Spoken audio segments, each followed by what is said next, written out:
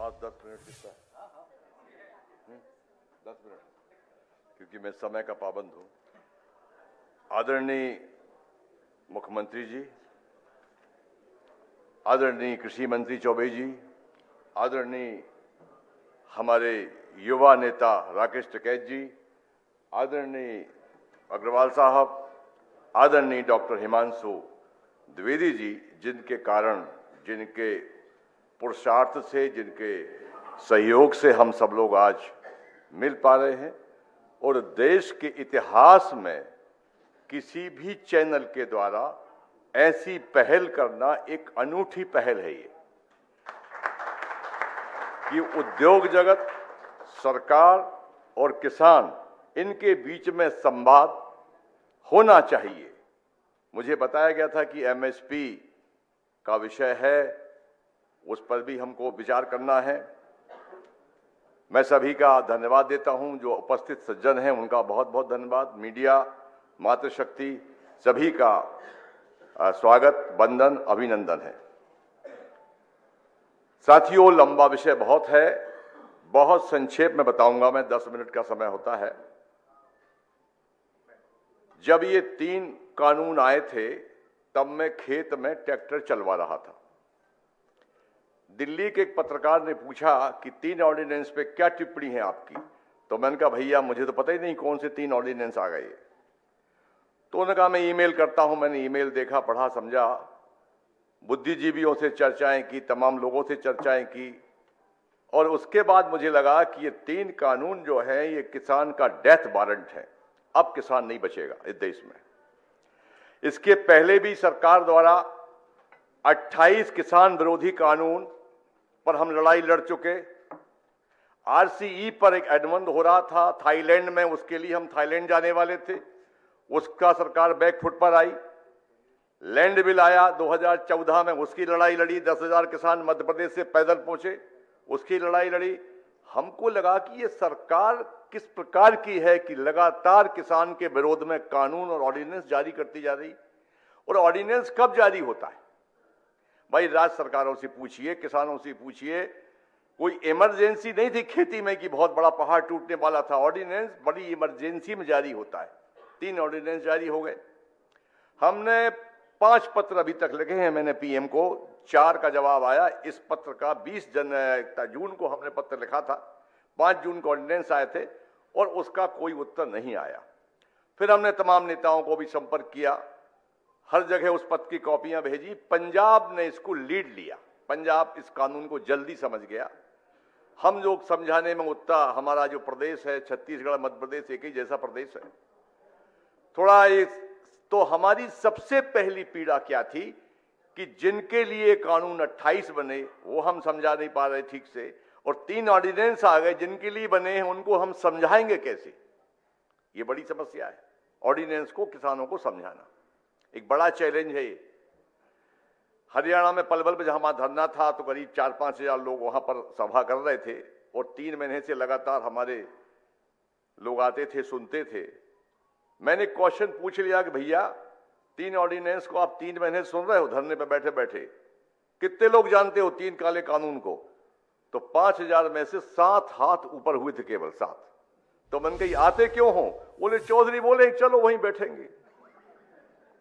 तो ये एक बड़ी चैलेंज था हमारे लिए कि किसानों को हम कैसे समझाएं।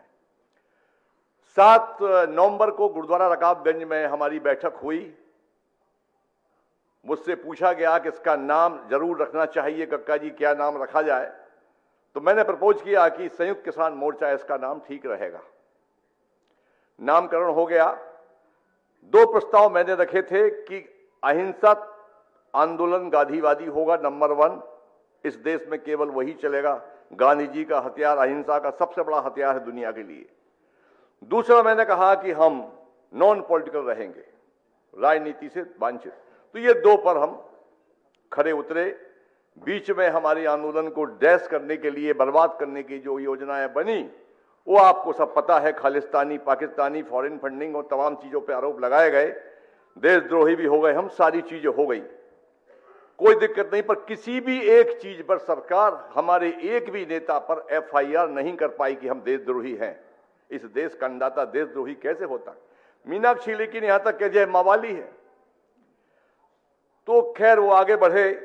26 जनवरी की जो घटना है उसका उल्लेख करने के बाद मैं काम की बात करूंगा। 26 जनवरी को ट्रैक्टर मार्च था, ऐतिहासिक ट्रैक्टर मार्च था। 1 लाख से ऊपर ट्रैक्टर थे, बहुत भीड़ थी और उस दिन नेट बंद कर दिए गए। राकेश टिकैत जी वहां फंसे हुए थे अपने बॉर्डर पर।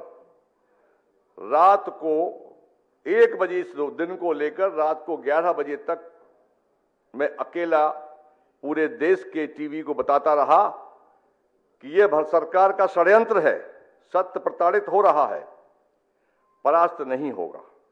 एक दूसरा कॉल हमने दिया था, हम पल्ला नहीं झाड़ेंगे, जवाबदारी पूरी लेते हैं। हमने ट्रैक्टर मार्च निकाला है, जवाबदारी हमारी है, हम पूरे देश से माफी मांगते हैं। रात को 11 बजे तक। पर इस आंदोलन को बड़ा डैश लगा। जो आपके बीच में सामने एक क्रांतिकारी नेता हमारा भाई बैठे हुए हैं टिकैत साहब, इन्होंने संजीवनी बूटी जो हनुमान जी लाए थे लक्ष्मण जी के लिए, उसका काम किया।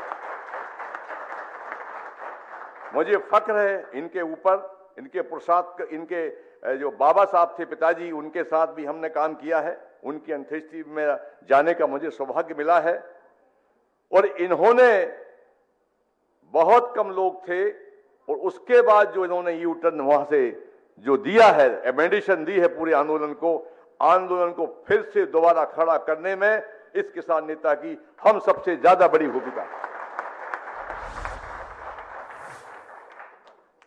बंधुओं, अब आते हैं एमएसपी पर। घटनाएं बहुत हैं। 703 किसान की शहादत हुई है, उन सबको मैं श्रद्धांजलि देता हूं। भारत के संविधान में अध्यादेश 246 के अंतर्गत कृषि राज्य का विषय है। कृषि मंत्री जी बहुत अच्छे से जानते हैं, हमारे बहुत पुराने मित्र भी हैं, सहयोगी भी रहे हैं, हम उनको बहुत प्यार करते हैं। और छत्तीसगढ़ का तो जहां तक मैं बता दूं आपको कि ये देश का पहला राज्य है जो किसानों की चिंता, राजीव गांधी जो योजना है न्याय योजना, उसके तहत सबसे ज्यादा एमएसपी पर देने वाला ये पहला राज्य है। भारत के सभी राज्यों में एग्रीकल्चर के क्षेत्र में बहुत सहयोग कर रहे हैं। गोबर से लेकर तमाम चीजों पर देखा जाए तो मैं उनके कार्यकाल की अगर बात करूंगा तो लंबा समय निकल जाएगा उसी में, पर इतना मोटा मोटा बता दूं कि किसानों के लिए पर अभी बहुत कुछ करने की आवश्यकता है। वो आवश्यकता क्या क्या है वो बाद में बताएंगे, परंतु अभी देश के अंदर एकलौता राज्य है जहां पर एमएसपी पर किसानों को एमएसपी से ज्यादा मूल्य मिल रहा है। ये बड़ी बात है। अब जब बहुत बड़ा रकबा होता है, बहुत ज्यादा किसान होते हैं, कुछ विसंगतियां आती हैं, मंडियां छत्तीसगढ़ में बंद है। मैं निवेदन करूंगा कि किसानों की मांग है कि मंडियों को प्रारंभ किया जाना चाहिए। तो राज्य जो कृषि है वो राज्य का विषय है, ये तो बात ठीक है। राज्य सरकारें एमएसपी के किसान खासतौर से समझ लें कि राज्य सरकारें एमएसपी रिकमेंड करती हैं अपने अपने राज्य में किस फसल की क्या कीमत होना चाहिए। वो जो मूल्य निर्धारण आयोग है उसके पास भेजी जाती है। ये इंदिरा गांधी जी ने देश में पहली बार महसूस किया था कि एमएसपी किसानों की होना चाहिए। तो सभी राज्य सरकारें जब भेजती हैं केंद्र सरकार को, तो मूल्य निर्धारण आयोग जो होता है, जो वर्तमान में न उसका कोई चेयरमैन है न उसके मेंबर बचे हैं, केवल 2 मेंबर है मूल्य निर्धारण आयोग में। इससे केंद्र सरकार कितनी संजीदा है किसानों की एमएसपी को लेकर अंदाजा हम लगा सकते हैं। कई वर्षों से उसका कोई अध्यक्ष नहीं है। तो बंधुओं, जब मैं कई बार उसमें गया हूं तो जो राज्य सरकारें रिकमेंड करती हैं, 3 काले कानून पर भी छत्तीसगढ़ बहुत अग्रणी रहा है, और जो उन्होंने किया आपको सबको पता है। वो वहां भी राज्य पहला रहा है कि जिन्होंने 3 काले कानून का डट के मुकाबला किया है, पास भी किया है। अब जो कहां फंसा पड़ा है राज्यपाल के यहां कहा, तो आप लोग सब जानते हैं। तो 50% मान लीजिए गेहूं का आपने भेज दिया 2200 रुपया, तो राज्य मूल्य निर्धारण आयोग 1100 तय कर देता है। 50% दाम कम कर देता है वो मूल्य निर्धारण आयोग। और जो मेंबर होते हैं किसानों के, उनकी कोई बात वहां सुनी नहीं जाती है। वो 3-4 सरकार पोषित अधिकारी होते हैं, वो उसका एमएसपी तय कर देते हैं। तो राज्य सरकारें जो भेजती हैं उतना वहां नहीं हो पाता। देखिए, 54 वर्ष हो गए हैं एमएसपी को लागू हुए, पर अभी तक इसका कोई कानून बन नहीं पाया है। अब एमएसपी और एमआरपी, ये दो एक विषय हैं जो आपको समझने के लायक है। एमआरपी का मतलब होता है उद्योग जगत का कोई भी चीज हो, साबुन हो या कोई भी सामान हो, उसकी एमआरपी लिखी होती है कि एमआरपी इसकी 200 रुपया रहेगी। उसमें व्यापारी अपने तमाम खर्चे, सारे टैक्सेस को जोड़ के मूल्य तय कर देता है। समाज को उसी मूल्य पर वस्तु को लेना होता है, वो खुद तय करता है। हमारी एमएसपी को राज्य सरकार रिकमेंड करती है, फिर केंद्र सरकार उस पर कम करती है। उसके बाद भी गारंटी नहीं है कि उस पर बिकेगा। जब ये 3 काले कानून आए थे तो 6 महीने तक ये प्रभावी रहे। मध्य प्रदेश की 90 मंडियां बंद हो गईं। कुछ मंडियों की सांसें चल रही थी क्योंकि उनके यहां फल और सब्जी के कारण वो मंडियां जिंदा रहीं, बाकी मंडियां चली गईं। जो लोग यहां पर पढ़े लिखे इंटरनेट को यूज करते हैं, तो ई अनुज्ञा एक पोर्टल है मध्य प्रदेश की मंडी का। इस कानून के 6 महीने में दुष्प्रभाव आप देख सकते हैं कि पूरे भारतवर्ष में सारी फसलें 50% समर्थन मूल्य से बिकी। मक्का 600 से 1000 बिका, बाजरा 2100 का रेट था तो 1000 बिका, मूंग 7200 का एमएसपी है तो 3 से 3500 बिका। सारी फसलें 23 जींस पूरे भारत में समर्थन मूल्य से 50% नीचे बिकी हैं, एक काले कानून के चलते हुए।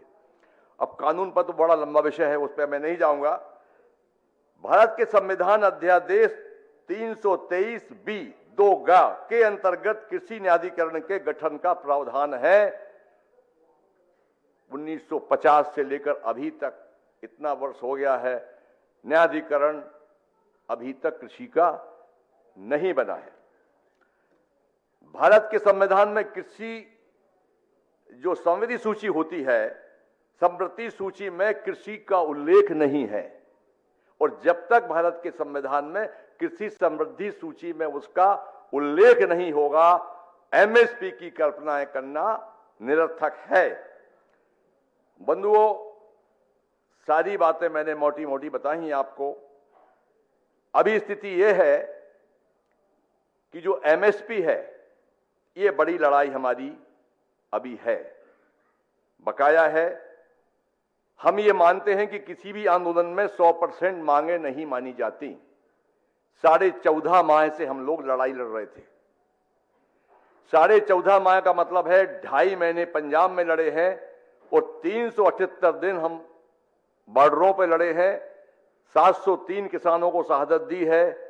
सरकार ने जो हमारे साथ ड्राफ्ट हमारा जाता था पीएम हाउस में वहां से लौट के आता था, आखिरी ड्राफ्ट में यही था जो हमारे 5 बिंदु थे। उनका पहले यह था कि हरियाणा और पंजाब के ही मुकदमे हम वापस लेंगे। हमने कहा कि नहीं, केंद्र शासित राज्य, भारत के सभी प्रांत और सेंट्रल गवर्नमेंट, रेलवे के सब तत्काल सारे प्रकरण तत्काल प्रभाव से वापस लिए जाएं, ये हमारी कंडीशन थी। वो सरकार ने मांगी।